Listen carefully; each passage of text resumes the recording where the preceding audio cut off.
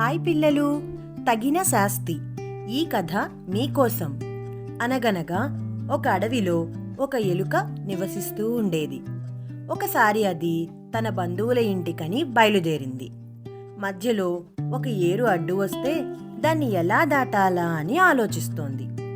ఏరులో ఉన్న కప్ప అది గమనించి నీటిలోంచి బయటకు వచ్చి, ఏంటి ఎలుక బావా అంతలా ఆలోచిస్తున్నావు అని అడిగింది. దానికి ఎలుక, ఈ ఏరుని దాటి మా బంధువుల ఇంటికి వెళ్ళాలి, ఎలా దాటాలా అని ఆలోచిస్తూ చెప్పింది. కప్పకు ఎలుకని ఆట పట్టించాలనిపించింది.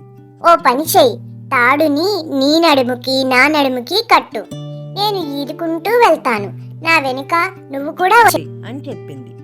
ఎలుక ఏమీ ఆలోచించకుండా వెంటనే సరే అంది. తాడుని తన నడుముకి కప్పకు కట్టింది. రెండు చటుక్కున నీటిలోకి దూకాయి. కప్ప నీటిలోకి దిగాక తనకు నచ్చినట్టు ఈదడం, దుమకడం చేసింది. దీంతో పాపం ఎలక మునిగిపోతూ తేలుతూ భయంతో అరవసాగింది. కప్ప మాటలను నమ్మినందుకు తనను తానే తిట్టుకుంది.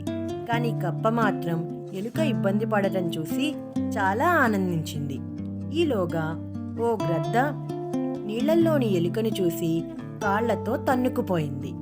ఎలుకతో పాటు తాడుతో సహా కప్ప కూడా ఆకాశంలోకి ఎగిరిపోయింది. గద్ద ఎలుక కప్ప రెండింటినీ చూసి ఆనందపడింది. ఒకే దెబ్బకు రెండు పిట్టలనుకుని కొండ మీదకు ఎగిరిపోయింది.